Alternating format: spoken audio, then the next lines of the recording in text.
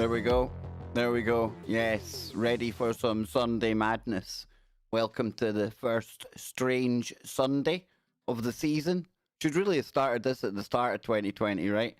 But no, I just thought today we would do something extra. Came across a great story that we can get into. Ties in with a story that we've touched on in the past. But unless you've got a magnifying glass, you ain't going to be able to read that chat, right? It's a little bit small. So let me just correct that. Hang on now. Let's see. There we go. That should be about it, I think. Yes, done. Let's see how that goes.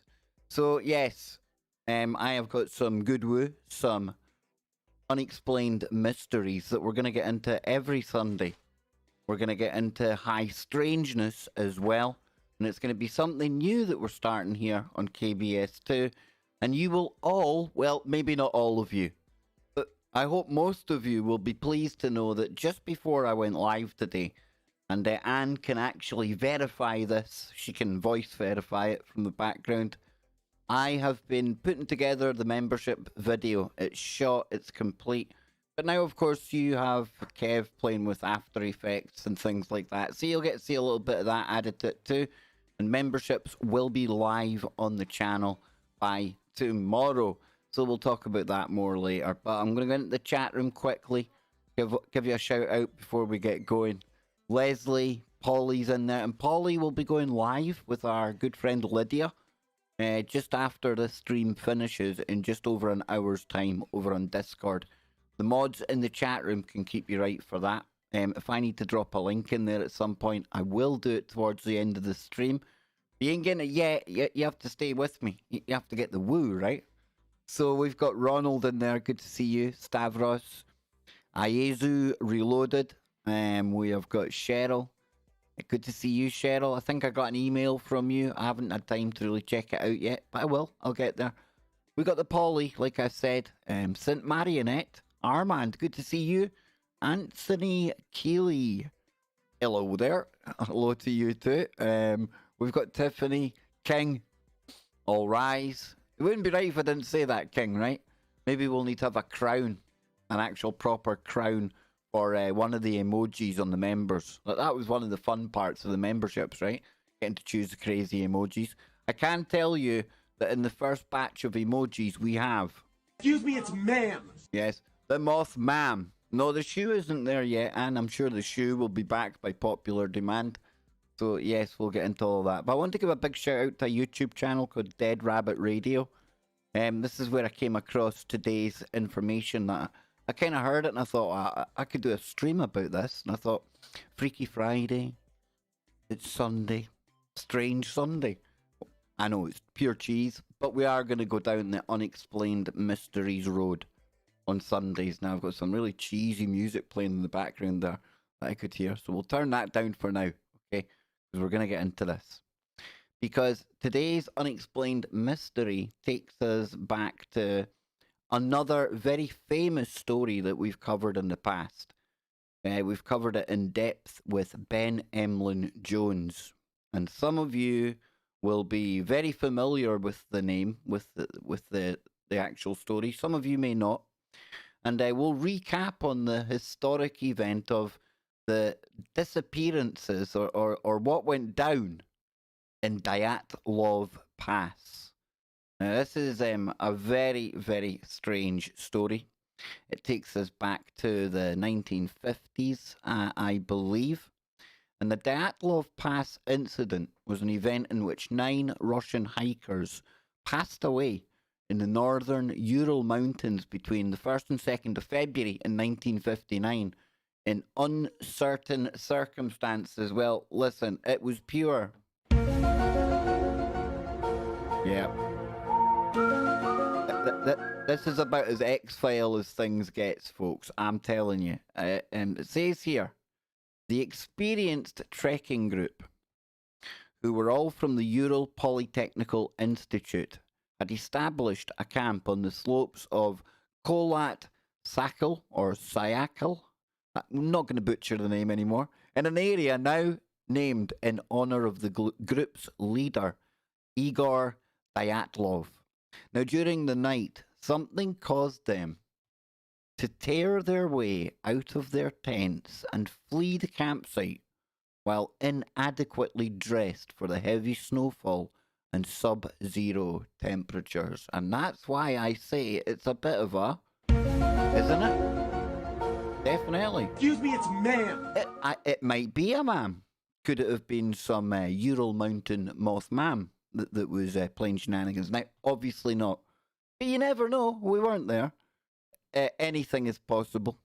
So it says after the group's bodies were discovered by an investigation by the Soviet authorities determined the 6 of them had died from hypothermia, while the other 3 showed signs of physical trauma.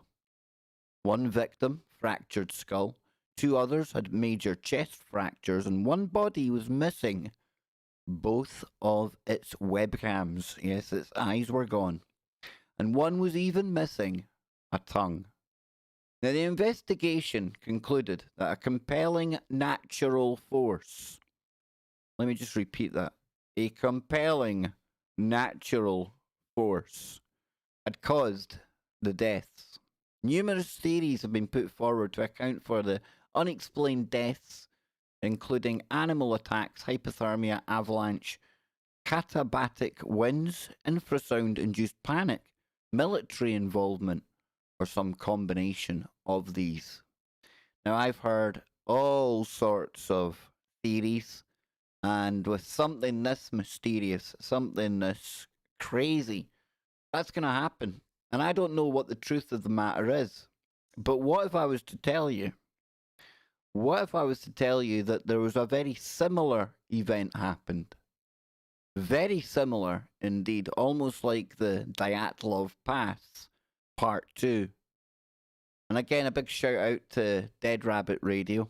That's where I got the information from that made me take a dive down this direction today. And it took me to Reddit. And this here. And this is where it starts to get a bit weird because, you know, we like to get into the strange disappearances and things like that.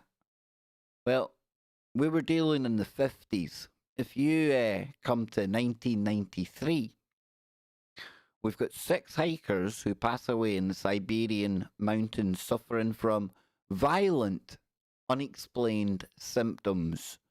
Only, unlike the Dyatlov Pass, one young girl lived to tell the tale. So this sets the scene for one of our unexplained mysteries for a Sunday. If you're new to the channel, please, please, please remember to click subscribe. We'll need 20 new subscribers to get to 5,000 subs. That is absolutely fantastic. Hit like, hit share, and of course, if you want to support the stream, you know what to do. So then, let's get to it. It says, hello all. First post here, and it's a wild one. Now, given the similarities to the infamous Dyatlov Pass incident, I'm surprised no one has written about this one before. It's difficult to find resources in English, and I'm not a native Russian speaker, so bear with me.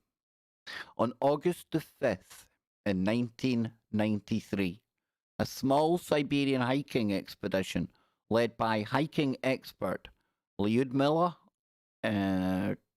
Korovina came to a tragic end on the slopes of the Hamar Dabin mountain range. 6 out of 7 members of the young group passed away under mysterious, violent circumstances. Now, already it's starting to sound very similar to what we had at the Dyatlov Pass, right? In a matter of minutes, they collapsed in spasms, suffering from profuse bleeding to their noses and mouths. Now, this is where it could differ. And I say it could differ because we're dealing with reports from the 50s, the Russian authorities, Soviet Cold War at the time. Who knows how reliable those investigations were? Who knows how factual, how accurate they were? And also, in this case, we're dealing with somebody who admits that the translation might be a bit sketchy. Okay, so we've got broad kind of parameters. We can play about with the variables there. And it says, their senses abandoned them. They could not flee. The members of the group all stumbled and met their deaths on the unforgiving mountainside, all but one. So their senses abandoned them and they could not flee. Is that something kind of magnetic? Their senses abandoned them? There's something affecting their mind there? Could not flee? Were they terrified? Were they rooted to the spot? Weird, right? So we get into the members of the group, and we have got Lyudmila Ivanova Korovina, and she's 41, and the group leader, an experienced hiker. And while her methods of leading her hikers had occasionally come under criticism for being too survivalist, but the hikers who worked with her admired her deeply.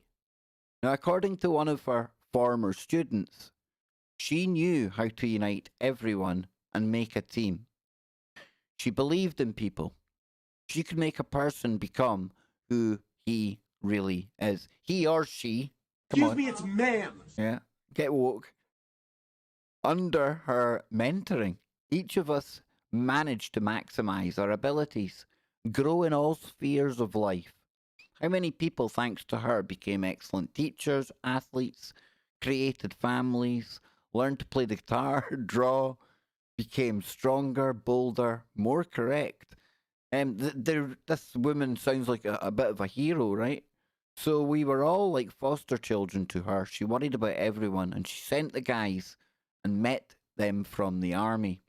Ludmilla, by all accounts, a very experienced and competent hiking instructor. So there's your group leader. We had somebody called Tatiana Filipenko, and there's Alexander, Sasha, Kristen, a family friend of Ludmilla's, and she reportedly raised the guy from childhood and therefore practically considered him her son.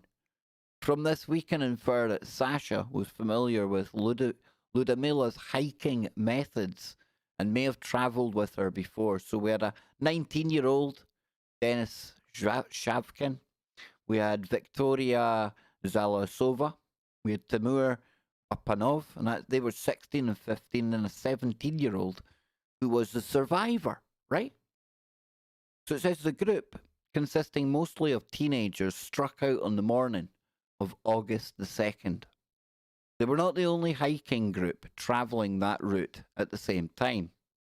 Two other groups were in the vicinity, including one led by Ludmila's Korovina's 16-year-old daughter. Now, the groups led by mother and daughter planned to meet up at the bottom of the pass.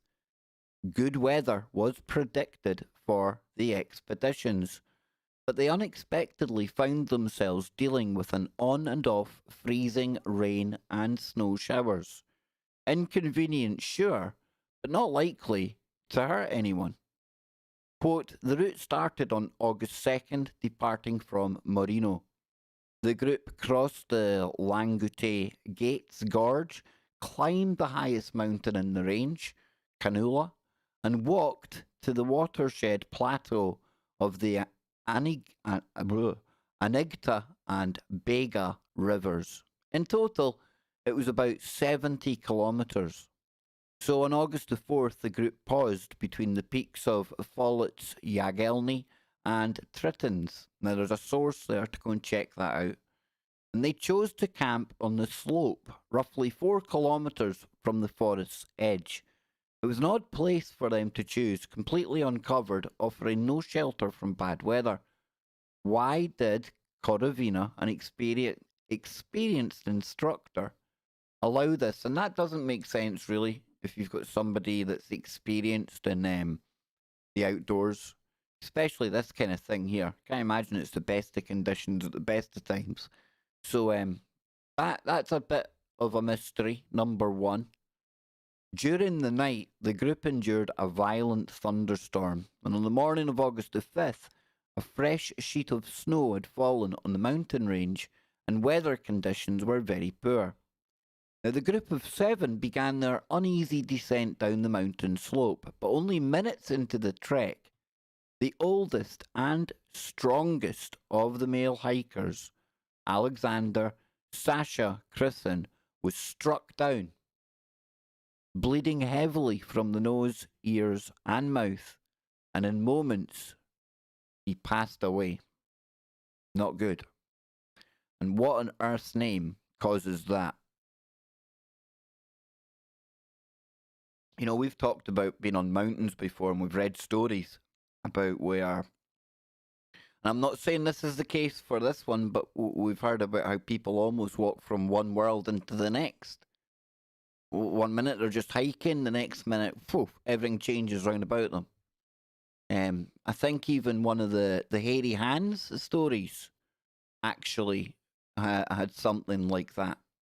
So this is just the first person, though. That's what happened. They start to come down. First of all, it's a bit weird where they camp. Okay, we can ignore that. They made it through the night. But then, when they begin the descent, this weirdness starts to kick in. So it says the other hikers were aghast. Ludmila Korovina ordered her group to continue down the slope as quickly as possible. She herself chose to remain alongside Sasha Kristen's body. And Lyudmila, I'm going to call her Lee, okay? We'll call her Lee, was a lifelong friend of the boy, having shared a close bond with him from childhood, and was probably deeply shocked by his passing. Now, the hikers descended a short distance down the slope, but doubled back when Korovina called to them for help. Now, she could not move either.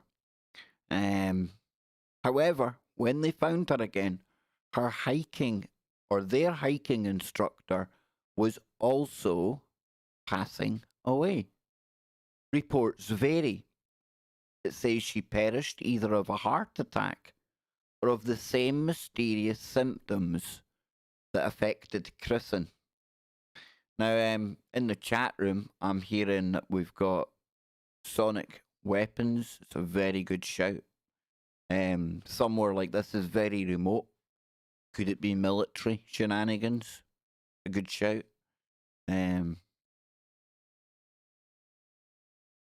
King, are you talking about the Dyatlov Pass or this one here? Because he says they ran from their tents without socks or shoes on. Yeah, that's the Dyatlov Pass one, isn't it?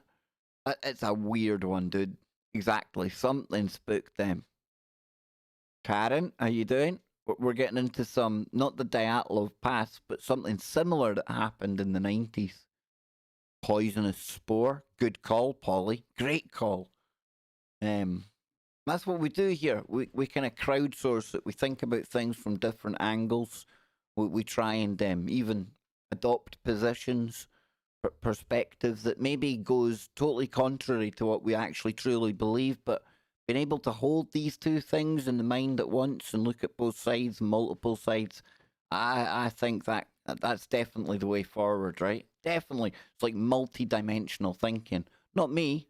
That's what I'm encouraging you all to do by bringing so many different guests, different versions of the same information, and I think it's working well. But what's going on here? How did I even get into that? Yeah, King Dyatlov Pass. Yeah. So it goes on further here. Sorry, and it says a pall of panic descended upon the group, along with the same inexplicable symptoms. The remaining hikers quickly developed the same symptoms, and two of the girls in the group collapsed, tearing at their clothes and twitching. Now keep that in mind, because that must be important. Any of these symptoms have to be indicative of something, right? They're all clues. I'm not sitting here saying, yes, Sunday investigations will be clearing up cold cases or anything like that, but it's got to be something we keep in mind there. It might be telling. Maybe somebody's now going, aha, I know what that is. So the group's lone survivor described, Dennis began to hide behind the rocks and run away. Tatiana was banging her head against the stones, and Victoria and Timur probably went mad. Dennis began to hide behind the rocks and run away. Tatiana was banging her head against the stones, and Victoria and Timur went mad. When she tried to recover Victoria Zalasova, one of the youngest of the group, the distressed girl bit her. So Valentina Yutochenko and Denis Shavkin, from now on just Val and Denis, were the only two hikers who remained clear-headed. But even they were fading quickly. Forcing themselves to maintain their composure, they continued down the slope. Now, Dennis told Valentina to grab the essentials from her backpack, abandon it, and start running. She dug through her backpack, but when she looked up, Dennis had already collapsed, bleeding heavily. Valentina could do nothing for him. She ran. Now, by the time she made it to the bottom of the mountain, she was alone and nearly unconscious. She hid in the shelter of the woods all night long, enduring the bad weather. The next morning was calm, and a weakened Valentina travelled back up the slope to find her friends. She was confronted by a scene of horror. Bodies lay everywhere, all overcome by their mysterious illness. Some reports state that Ludmila Ivanova was still alive, dying, but able to direct Valentina where to go in order to save her own life.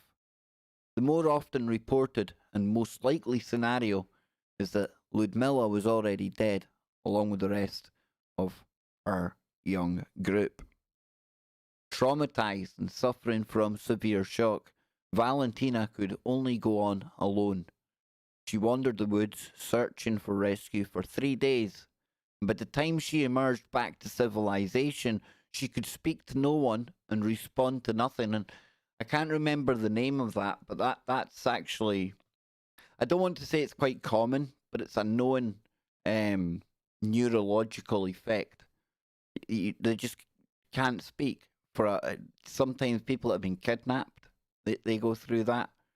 It can be days, it can be weeks. It's yeah, that's a thing. That's, imagine going through that, and then the whole kind of 3 days until you're rescued. So a search was immediately launched for the remaining members of the Korovina group. It was a slow process. Their bodies were not recovered until the end of August. By that time, decomposition had begun to set in, and animals had already reached the remains. So when the bodies were finally found, the searchers were left deeply shocked at the condition.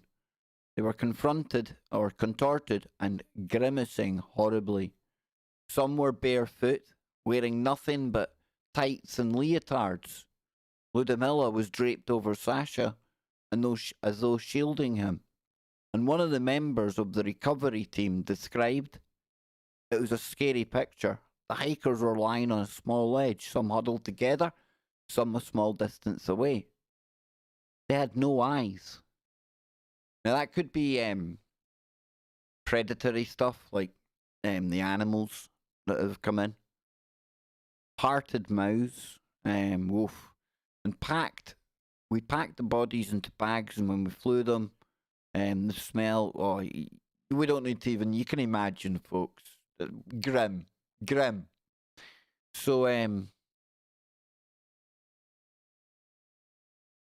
So summer decomposition can account for the condition of the bodies, perhaps, but so many questions remain.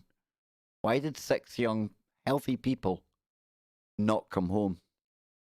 So according to the autopsy, hypothermia played a role in the passing, and the bodies appeared to suffer from protein deficiency despite having eaten well during the trip, and bruising of the lungs. Bruising of the lungs. But what caused their intense illness in the first place? What caused such violent fits? What killed young, healthy Sasha Christen in a matter of seconds and overcame the rest of the group shortly thereafter? Nearly 30 years later, this tragedy remains a visceral pain for all involved. The tourist's surviving family members have difficulty speaking of the tragedy, and lone survivor Valentina Yutochenko is still traumatized by the tragedy and refuses to speak of it.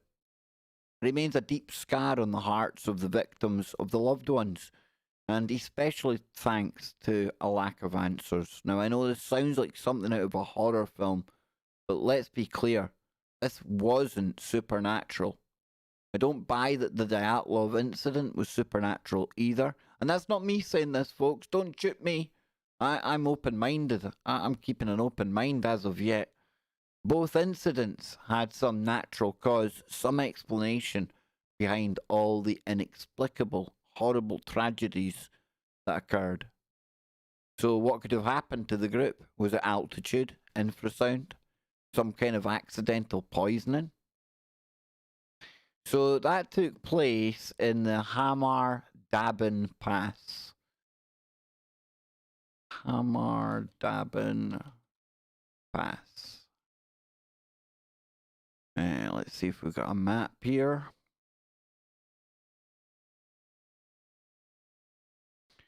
And I think it's pretty much in the same location, you know. We go scroll out. Yep, we're in Russia. Let's try the Dyatlov Pass.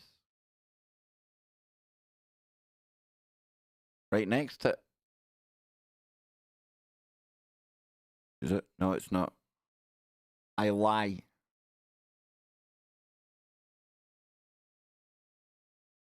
We'll come back.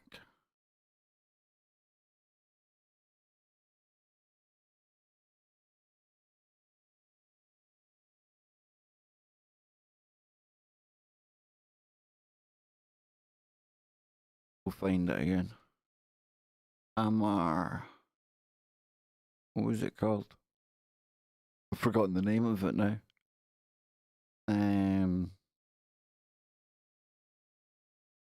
Hamar Dabin.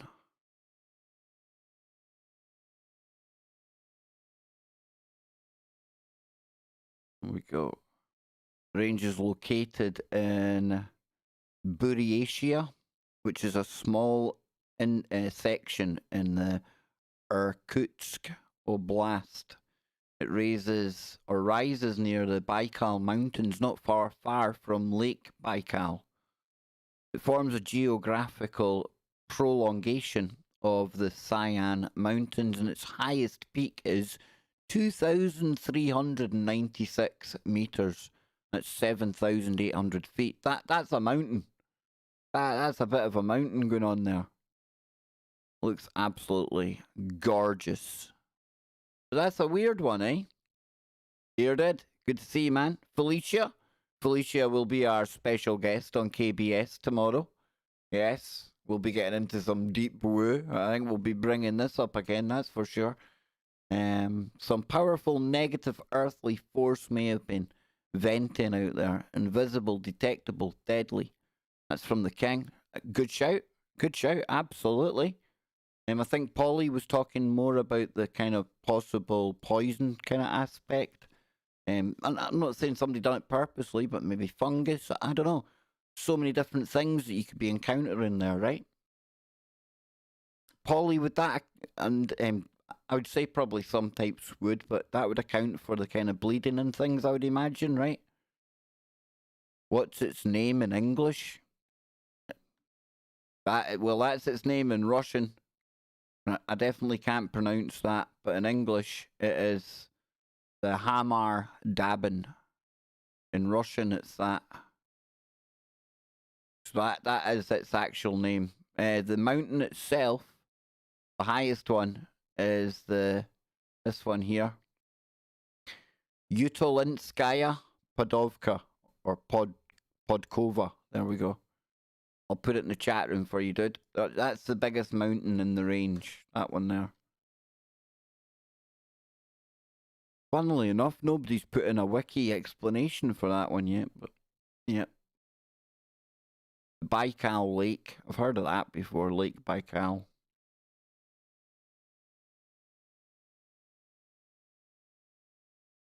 So that might actually give us where it was there. Far Eastern Federal District. Yes. Very, very strange. Very strange. Natalie says Hindus and Buddhists know all about it. I would imagine so. Oof. You get the Yetis up that way, I would think. You know, we talk about the Yowie, Donny, the Yowies, the Bigfoot in America, Wild Man in the UK. Over that neck of the woods, Yeti. I think that ticks the box. Let's see, what else are people saying in there? We've got some tunes on in the background. A little bit. There we go. So what do you think? Is it natural or supernatural? 1 for natural, 2 for supernatural. It's just a game, we're just having fun. 1 for natural causes, 2 for woo. So much of Russia that is isolated, Karen, ain't you right? Ain't you right? I remember reading about Vlad. My hero Vladimir. I only say that because people used to say I was a Russian agent. I don't know where they got that from. But they were giving away, or they were saying if you wanted to go to Siberia, they would give you a plot of land because they want to open that bit up because they're obviously opening up the oil from the North Pole. That's some crazy tunes, right? We've got a mix of 2s and 1s. So we've got the Toxic Crusader, 2 for woo, Karen's a 1, Bernays Sauce 1, Onslow 2. I like it. Donny's Quantum. John Crackle, you're just different. I love it. I like it. We've got a good mix. A resounding 1 from the Polly. And don't forget you can catch Polly on the KBS open mic over on Discord. It should really be called the Polly, the Wookie, the Algo open mic. Really Polly. I think he's there every week. But I will get you the invite you need right now. There we go. There we go. That's your Discord invite. It'll be disappearing shortly, folks, so grab it while you can. Yep. 1 and 2. Uncanny Valley from the king. He's all shook up. Excuse me, it's ma'am. The king is not a ma'am. Never. Hey, Jose Ramon. See? Love. It defeats everything. Wookiees, Yowies, Wild Men, Leviathan, Cthulhu. I was starting to think Cthulhu was a bit of a dude. Yes. Beat that woo up a bit. Well, we've changed tunes now. We've got something called Subway Dreams on. But it's good for some background beats, right? Saves listening to that dead air. Maybe even saves listening to me so much. But yeah, head on over, get into Discord. But 1 rule, don't be a douche canoe. Second rule, don't be a douche canoe. So soy free. The Discord is definitely soy free. 82 people here right now. Thank you for tuning in. We're talking about the other Dyatlov Pass mystery from 1993 in the it's the Hammer Dabin. I got that totally wrong, right? Get right. Hamar Daban. Yep. In my really crappy Russian accent that I can't do, so I'm not going to do it. But yeah, that is some high strangeness for a Sunday. Now, I do have another ghosty story. Yes, I've got a little ghosty story here if you're up for a bit of that. You up for a bit of ghosty stories? Thought you might be. Oh, you pesky people. We'll be back in a moment, folks, and we'll get into a little ghost story. And I've got a little bit of fun before we head on out of here today. I'll be on Warrior mode with Bill Bean over on KBS 1 later. Memberships video is getting made right now, so big things happening. And this strange Sunday, it's a thing. We're going to go unexplained mysteries and high strangeness every Sunday right here on KBS 2. So, I'll be back in a moment. A little bit of ghost woo. And then we will get out of here in time for Polly and Lydia on the open mic. I'll be right back. Don't go anywhere.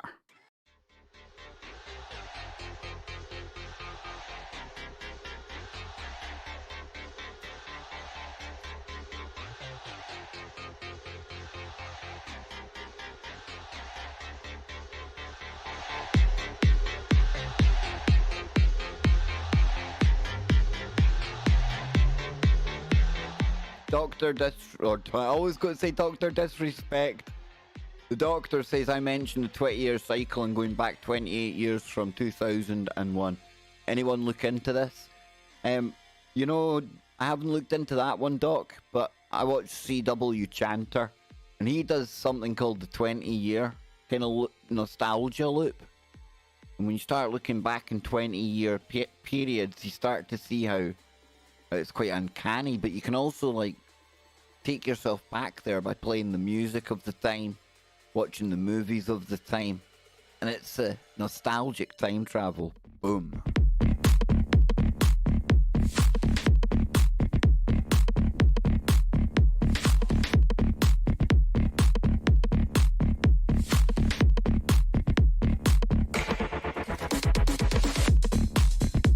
Inside one of these buildings, the VIP lounge, it sits there.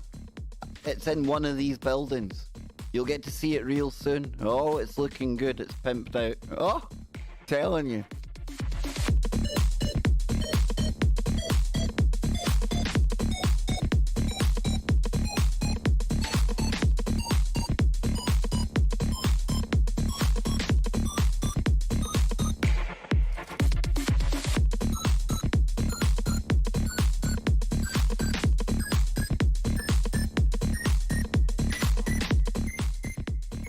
Congratulations to Onslow.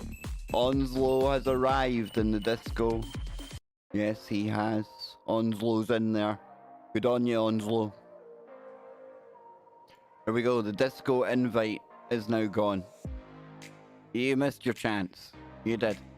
But yes, we are going to get into the vast, absolute, voluptuous reams of woo that exist in some of the online forums.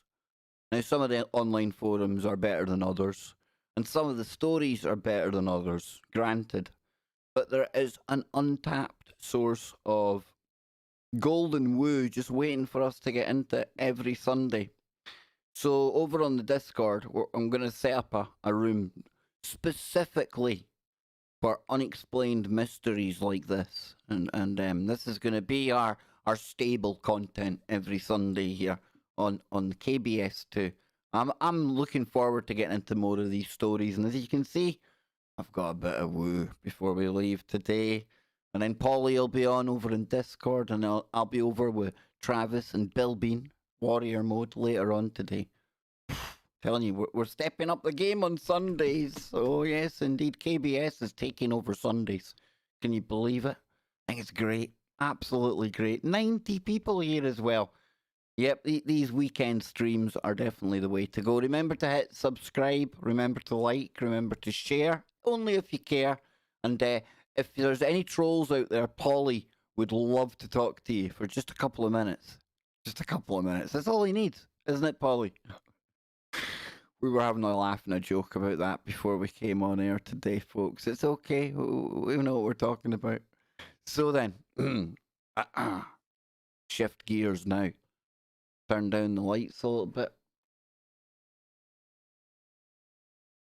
Literally turn down the lights a little bit, you see. I'm not going to do that to y'all.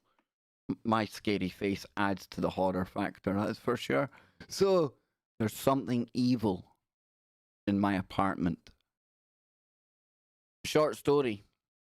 4 years ago, shortly after my mum passed away, I started playing with a spirit board, not believing it was real. Something got attached to me. One day I was sitting in a room with my friends while they played with the board themselves, and they told me it was spelling out my name. And sure enough, it was. I walk over and ask it what it wants, and it starts spelling out Mum, fast and repeatedly. I never used that one again. I was being followed by something for about 2 months after that. About 2 weeks ago, my friend bought some dowsing rods. I brought him over to my place, and we started asking questions and got responses right away. The thing seemed like a benevolent entity. So we indulged it, and we and kept playing occasionally, questioning it, and trying to figure out what it is. Now, there's two schools of thought here, right? And I ain't nobody's keeper. I don't tell anybody what to do. But I know that there are people that will be up for trying things like Ouija boards and dowsing rods and communicating with whatever's on the other side. And I know there's people that are staunchly against it. But that's what I was saying earlier on. Remember, holding those two opposing opinions, thoughts at the same time, and not getting emotionally triggered either way. For better, for worse, this individual's been doing it and has done it 4 years ago. And let's go on. Let's see what happened next. Are they benevolent? Do they try and trick you? How can you reliably test it? You know, unfortunately, not yet anyway. Maybe the next update, there'll be an app on our phone where we can like ghost verify. Ghost verified. I like that. Maybe it'll be yeah, that's what it'll do. Scan it, and the X-File music will come up. It's a goer. Have I come on to an idea there? That would be a pretty cool ghost kind of hunting app. I better go and patent that right away. I'm only joking. Serious head on again. I keep forgetting it's my serious, sinister, strange Sunday face. I have a 2-year-old sister that has nightmares and wakes up practically every night and has to be rocked to sleep in a recliner in the living room. Just imagine the noise that bouncing away. Yesterday I was tossing and turning all night and could barely sleep. I woke up at around 6 a.m. in the very same recliner rocking while everyone was asleep. I brought my friend back over and questioned it to try and figure out what it was. I asked it if it was the same thing that followed me 4 years ago, and it said yes. I asked if this thing was potentially my mum, and it said yes. But I knew it definitely wasn't. I just wanted to see if it was lying or not. I called BS to it and asked for the thing, and asked if this thing is what was rocking the recliner, if it was evil, and if it was what I encountered 4 years ago. It said yes to everything. It could have lied, but I don't know. My friend was calling it names and asking it to show itself, make something move, etc. Nothing happened. Later that night when I got home, around midnight, I tried to go to sleep. I've never been so terrified in my life. I kept on hearing crap happen every 15 seconds and it felt like that. It was bad, loud, and very disturbing. And I heard loud footsteps that seemed to be going around me. I heard my TV creak. I heard my fan physically move, and I heard something in my kitchen move. And I swear I could feel when this thing was right next to me. Around 2 a.m, I wake up to my little sister screaming and crying. The worst it's ever been. I don't know what to do. Please someone help.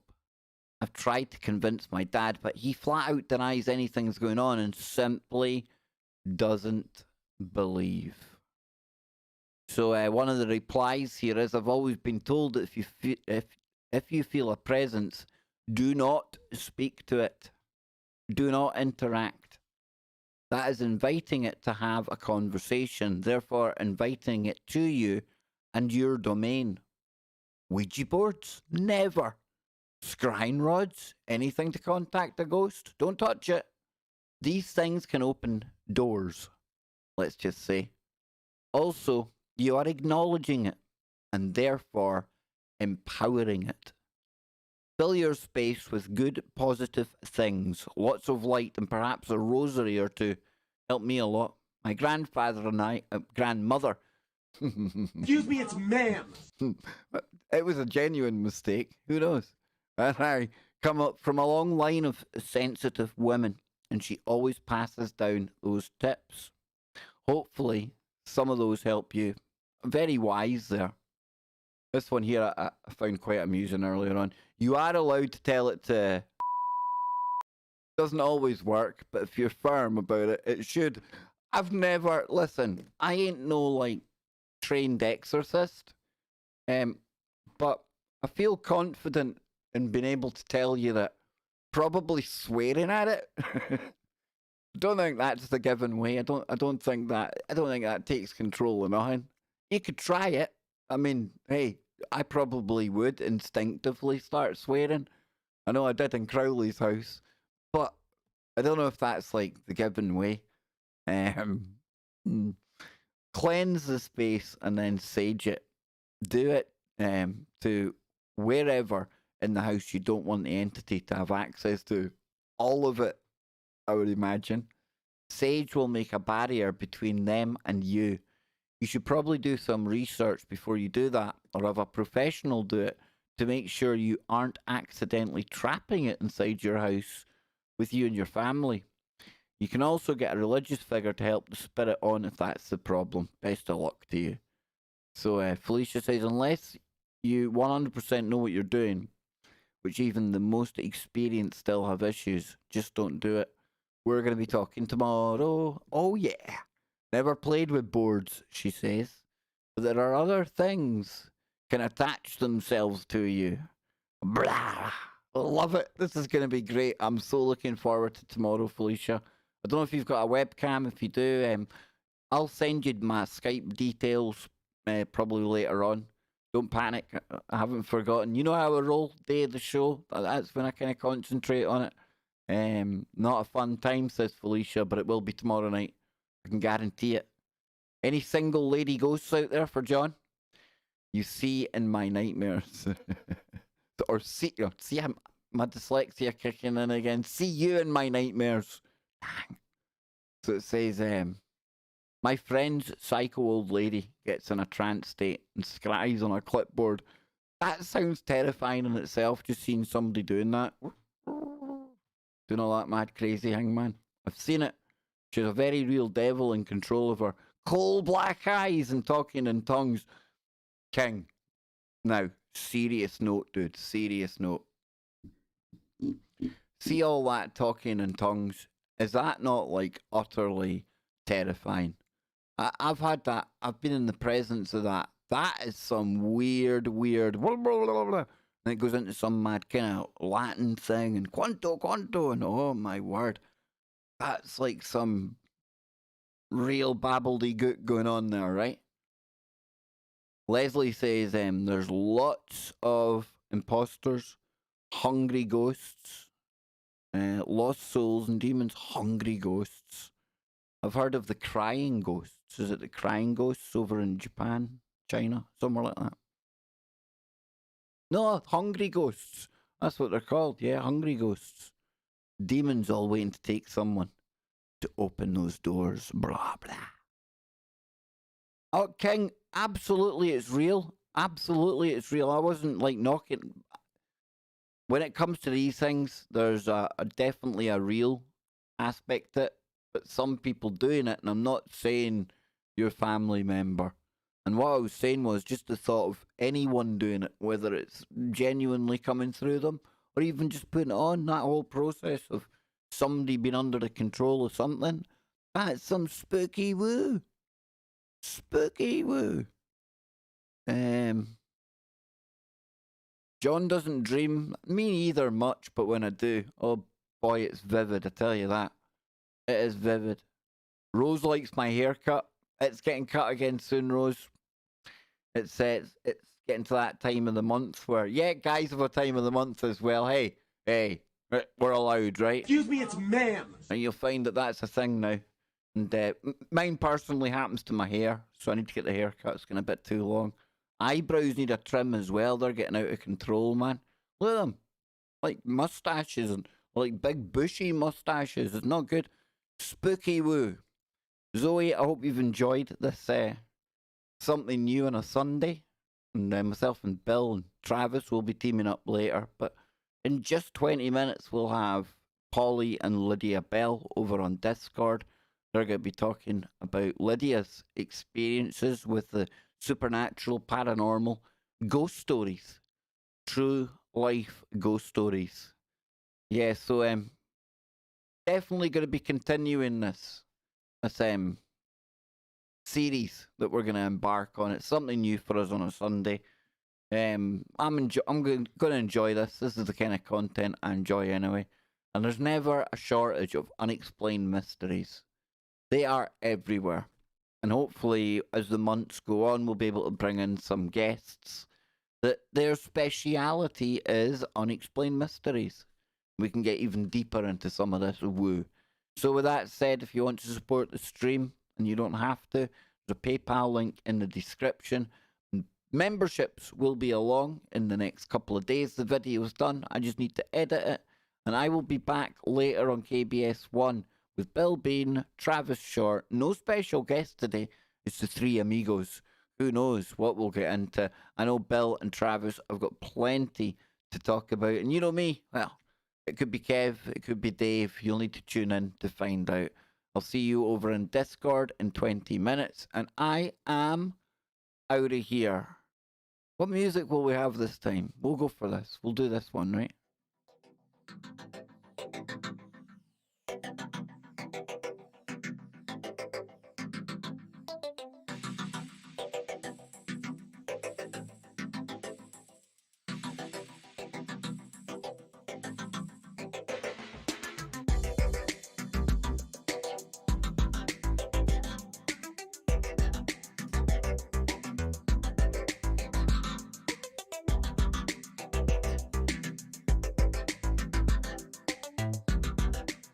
Sounds like it's getting late in the disco, around 1988.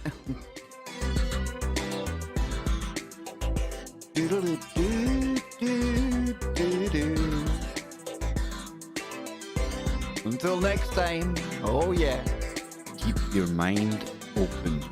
Keep looking for the woo, but not to the point where your brain turns to black goo.